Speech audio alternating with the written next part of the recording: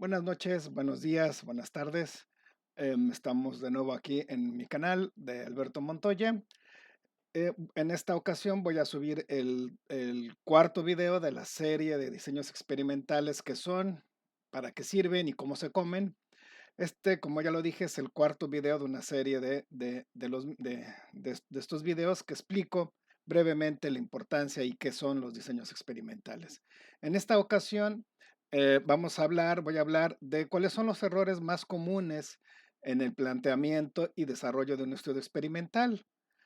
Este es una versión en video de un artículo que publicamos hace ya unos años de un video, perdón, un artículo que se publicó en la revista de Ciencia y Mar. El artículo lleva por nombre Diseños experimentales, qué son y cómo se utilizan en las ciencias acuáticas. Los autores es un servidor, Leticia Sánchez Estudillo y Pablo Torres Hernández. Entonces, este es un video que se basa principalmente en este artículo y en algunas otras cuestiones que se me vayan ocurriendo, ¿verdad? Bien, empezamos. ¿Cuáles son los errores? Bueno, este video y el artículo lo separamos en tres grandes áreas, siguiendo el orden cronológico en el desarrollo del diseño de un experimento. Entonces, lo primero sería la concepción de la investigación. Y entonces sería cuáles son los errores en el planteamiento inicial en un diseño experimental. Entonces, la primera parte, la parte crucial de una investigación, y tal como lo dice Einstein, es el planteamiento del problema, ¿no? Einstein decía que lo más importante en una investigación es el planteamiento del problema. Pero si hay un error en esta parte crucial de la investigación, pues obviamente todo se, todo se puede eh, ir, al, ir al traste, ¿no? Em, si está mal planteado el problema, entonces las consecuencias son probables conclusiones erróneas, obviamente. Pero ¿por qué se da este, em, este problema de este error en el planteamiento del problema? Bueno, pues pueden ser diversas causas. Una de ellas es que tal vez el marco conceptual sea un marco conceptual erróneo o no haya unos antecedentes, un marco teórico suficientemente bien investigado. También puede ser que el problema no se distingue con claridad y por lo tanto no se plantea de manera correcta o algunos otros que ustedes se pueden imaginar. Bueno, los errores son las consecuencias del error de plantear incorrectamente el problema, pues son probables hipótesis de investigación planteadas también de manera incorrecta y por lo tanto probables conclusiones equivocadas, ¿no? Conclusiones erróneas. En la segunda parte, dentro de esta primera área, sería también el planteamiento de las hipótesis, errores en el planteamiento de las hipótesis. En este caso se puede deber a que no se distingue correctamente el problema, lo que hablábamos hace unos momentos. Las respuestas, es decir, acuérdense que las hipótesis son respuestas a nuestro planteamiento del problema. Imagínense que está bien planteado el problema, pero las respuestas que estamos planteando no tienen bases teóricas firmes. O, bueno, si no tienen bases teóricas firmes, pues es muy probable que las hipótesis no sean coherentes con nuestro problema de investigación. También un problema que puede ocurrir es que no seleccionen de manera adecuada las variables que vamos a investigar, incluyendo los factores de estudio, las variables que se deben de controlar y, por supuesto, las variables o la variable respuesta. ¿Cuál es la consecuencia de este tipo de errores? Pues probables conclusiones erróneas.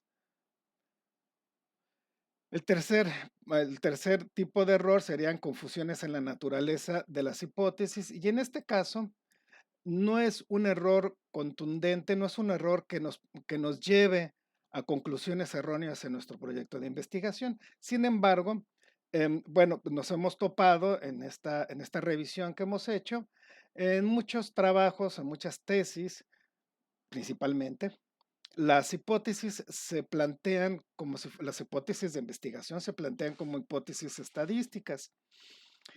No es, desde un punto de vista epistemológico, no es correcto plantear una hipótesis de investigación como una hipótesis estadística. Más cuando el estudio es un estudio de tipo experimental en donde se están buscando analizar o encontrar relaciones de causa-efecto. Por lo tanto, las hipótesis deben de ser sentencias de causa-efecto. Si mi trabajo de investigación, por ejemplo, voy a probar diferentes fertilizantes en el crecimiento de las plantas, pues entonces lo que yo estoy buscando es que haya una causa.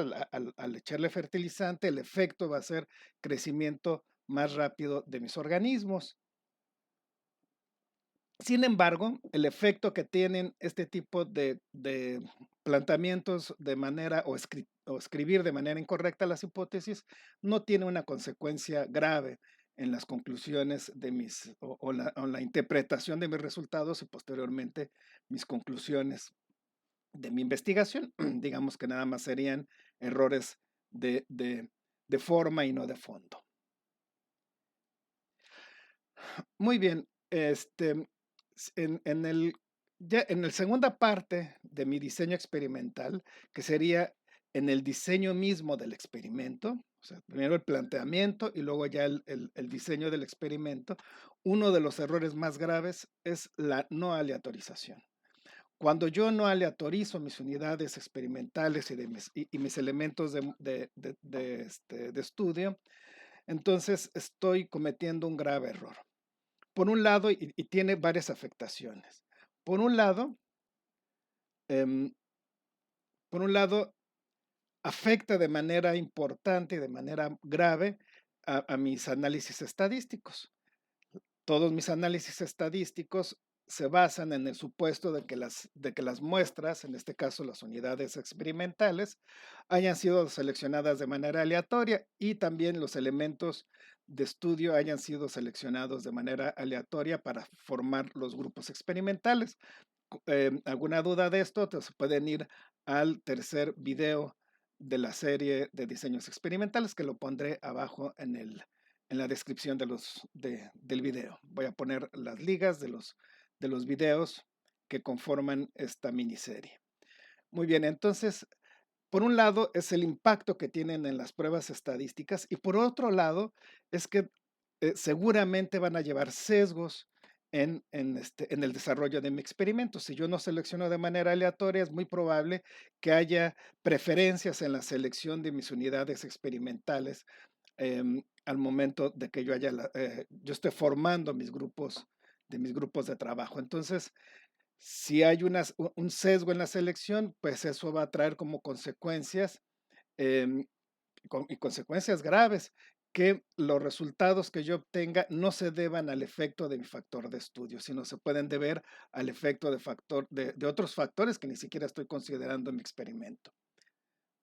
¿Cuáles son las soluciones? En este caso sería repetir el experimento, no hay de otra. Si no aleatorizo, la única solución que tengo es repetir el experimento.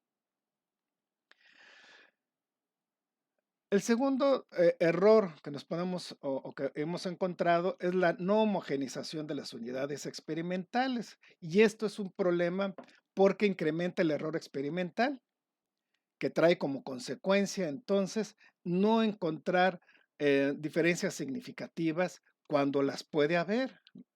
Entonces, como incremento mi error experimental, las pruebas estadísticas bajan su poder el poder de las mismas, es decir, la probabilidad de rechazar H0, es decir, la probabilidad o la capacidad de detectar diferencias significativas entre los grupos que estoy estudiando. Entonces, es muy importante homogeneizar las unidades experimentales y me parece que en el primer video de la serie, hablé sobre la validez interna. Bueno, la no homogenización de las unidades experimentales tiene que ver directamente con la validez interna. Acuérdense que la validez interna entonces es la validez para comparar entre mis grupos de estudio.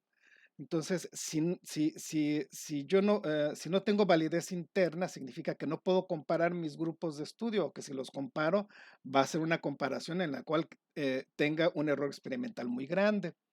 El efecto que tiene esto, como les he comentado, uno de los efectos más importantes em, es esconder los efectos reales de mi factor de estudio. ¿Cuáles son las posibles soluciones? Bueno, tengo análisis estadísticos adecuados que me permiten bloquear esta variación interna o controlar la variación que hay dentro de mis grupos que estoy estudiando. Si es que puedo, si es que puedo identificarlos en mis datos. Obviamente que antes de realizar el experimento, si me doy cuenta que se puede, que hay mucha variabilidad en mis grupos que voy a comparar, entonces los organizo de tal manera que em, forme bloques y estos bloques van a permitir que controle ese error experimental. Otro de los errores comunes, bastante comunes, es que las muestras sean dependientes.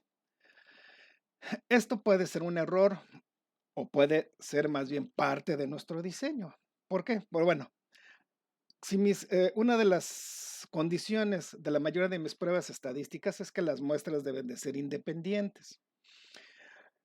Si no son independientes, esto invalida muchas de mis pruebas estadísticas y por lo tanto, pues mis conclusiones no van a ser de todo confiables.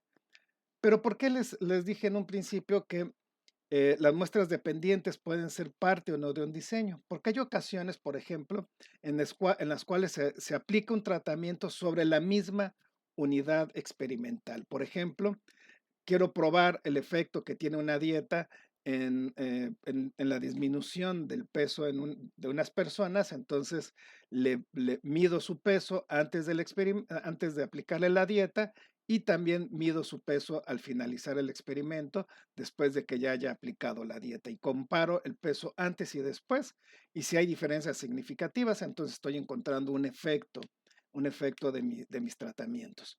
Sin embargo, son muestras dependientes porque las mediciones fueron tomadas sobre la misma unidad experimental. Sin embargo, hay pruebas estadísticas que me permiten trabajar con este tipo de datos. Una de estas pruebas famosísimas es la TED-Student para muestras pareadas o el análisis de medidas repetidas, es otro de los análisis más socorridos y más conocidos en este tema.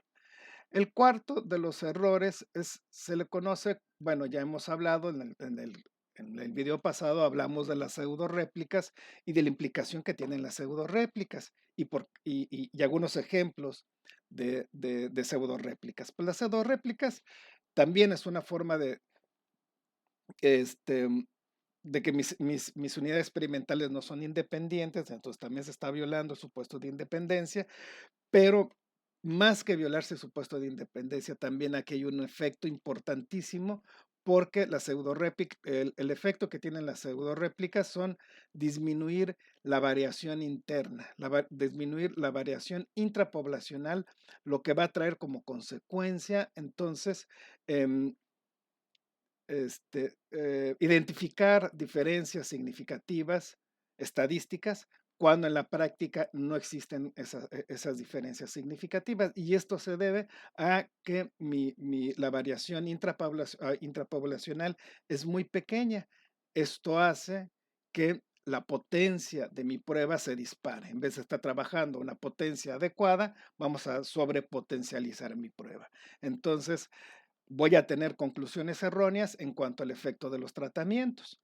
¿Cuáles son las posibles soluciones en este tipo de pseudoréplicas? Bueno, si ya corrí el experimento, hay algunas pruebas estadísticas que me permiten analizar este tipo de datos. Una de ellas es el análisis jerárquico.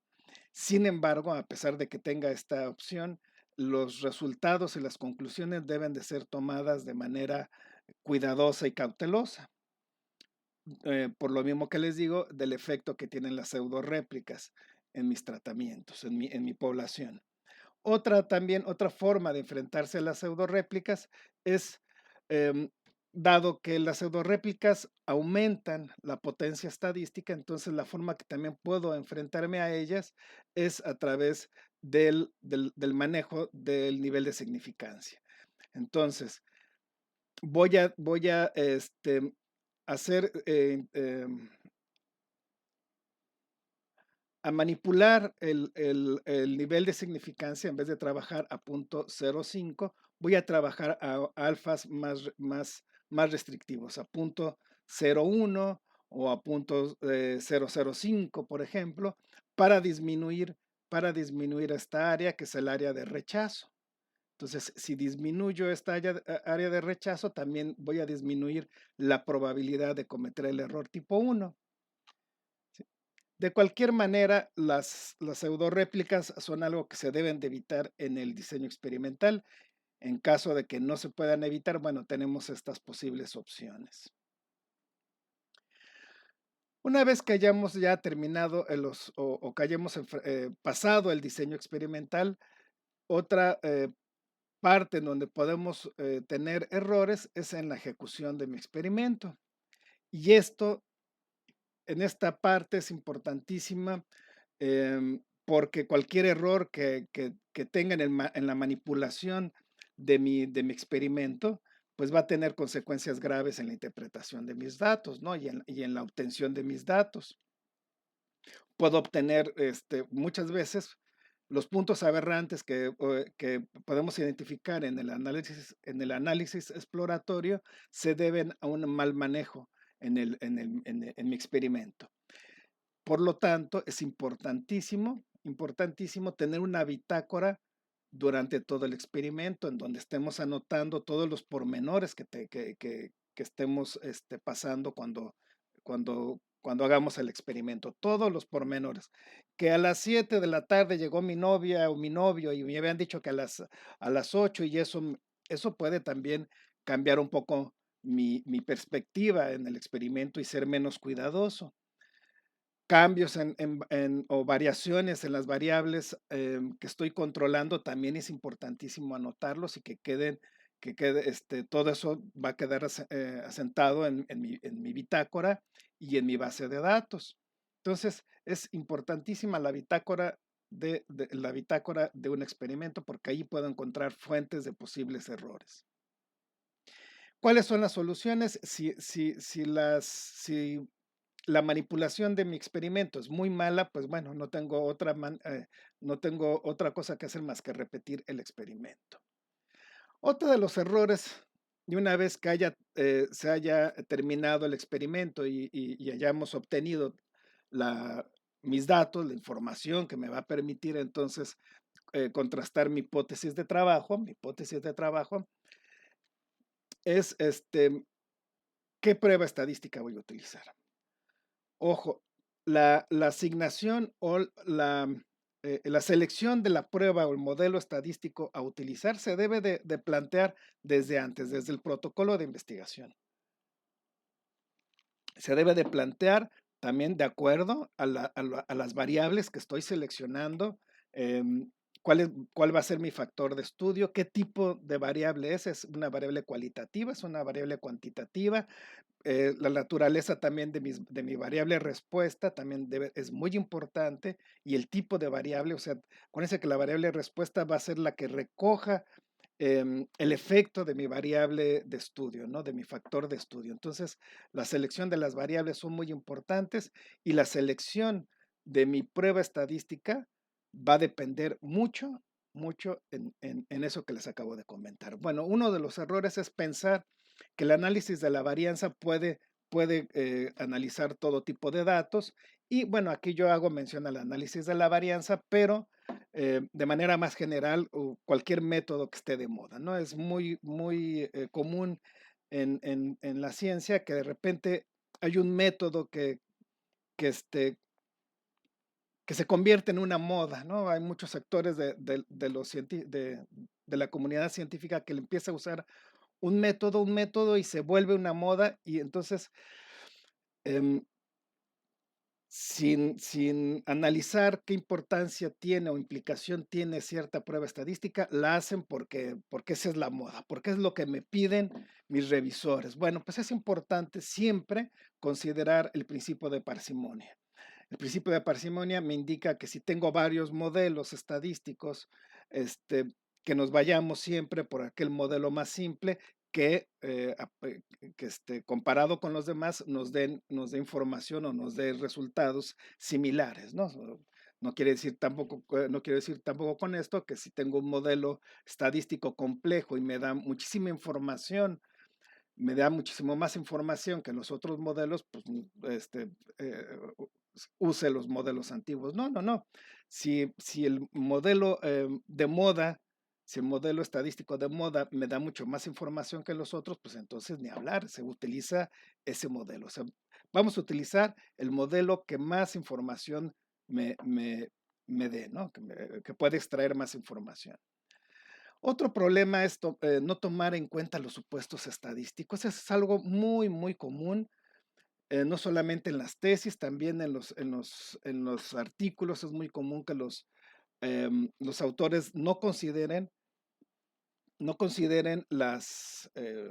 supuestos de las pruebas estadísticas.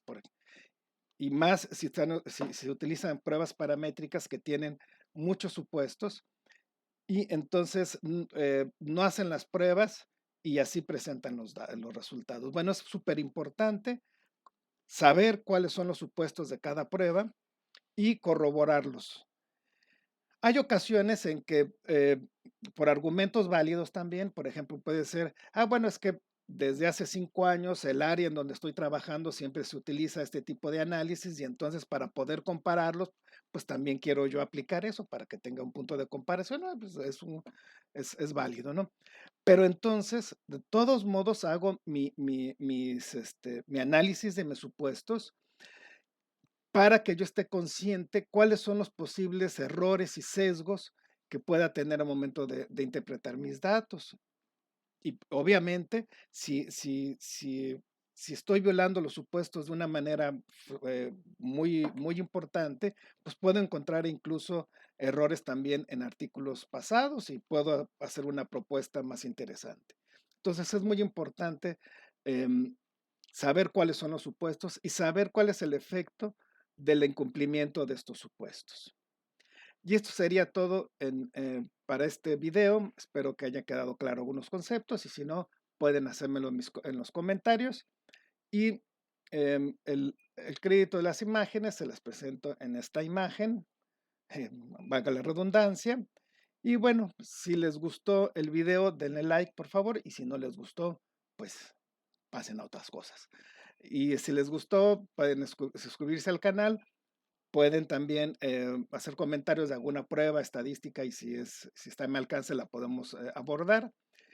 Y es todo por el momento. Pásenla muy bien. Ya estamos cerca de terminar esta pandemia y de salir todos eh, de mejor estado.